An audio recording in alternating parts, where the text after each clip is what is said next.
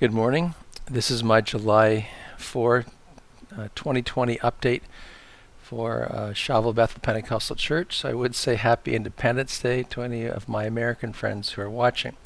Last week, June 28th, we had our first service. We reopened after being completely shut down for 15 weeks because of the coronavirus pandemic. Just want to give you an update concerning what happened and also regarding our plans going forward. I would mention that the pandemic is not over. It's not likely to be over until quite some time in the future. It's estimated that a vaccine will not be ready until the end of this year at the earliest, so sometime in the winter, next winter, if things go well.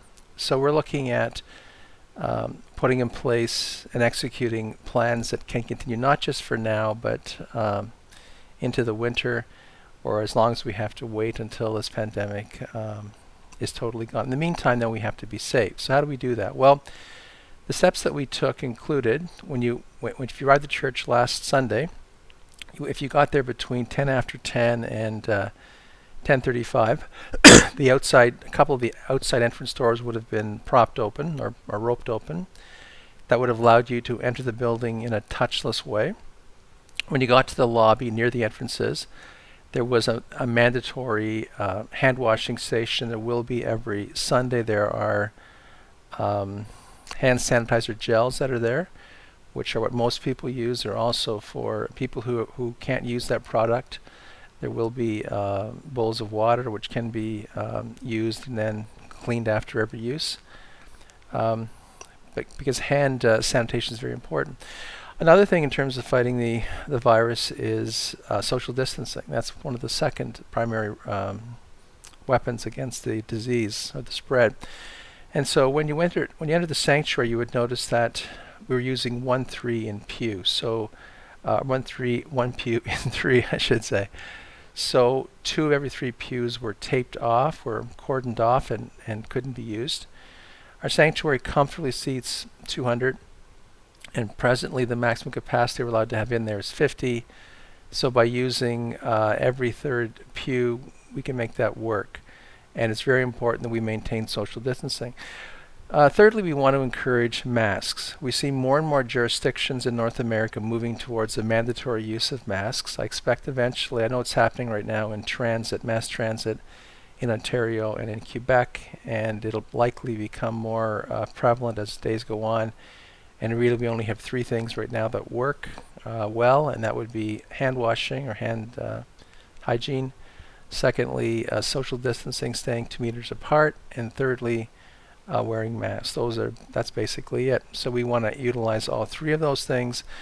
When it came to the service, we had a briefer service. We had a brief time of singing.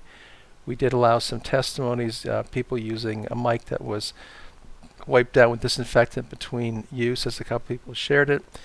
And then we had communion in disposable one-piece, a self-serve way where disposable one-piece prepackaged items where we could do that. So, and then when it came to ending the service, we exited by rows, meaning I went to the back row of the church and acted something like a cross between a traffic cop and I'm not sure what.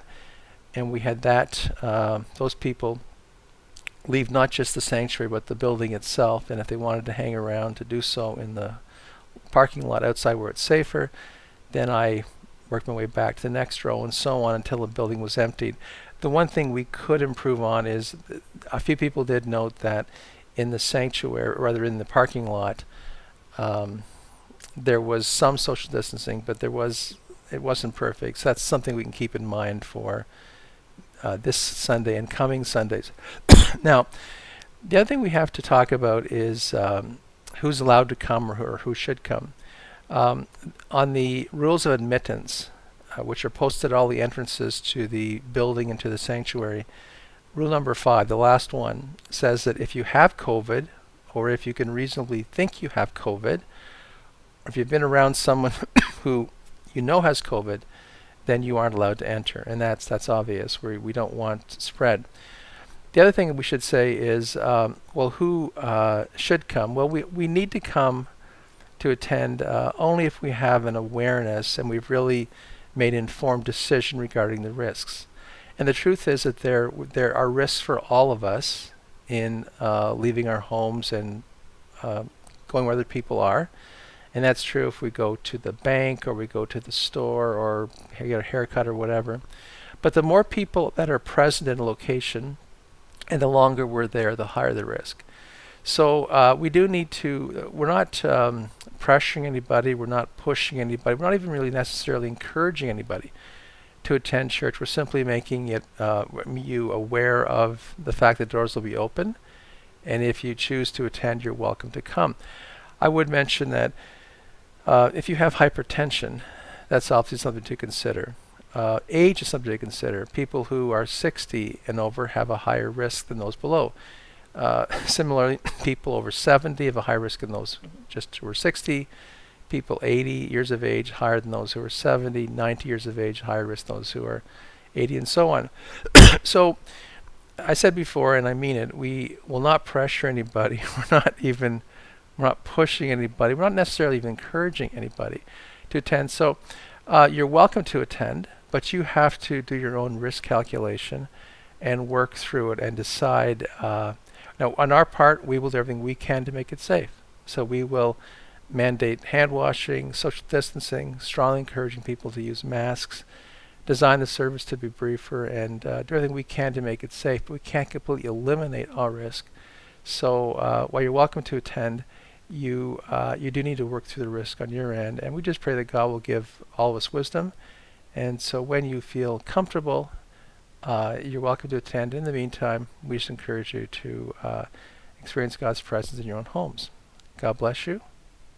Goodbye.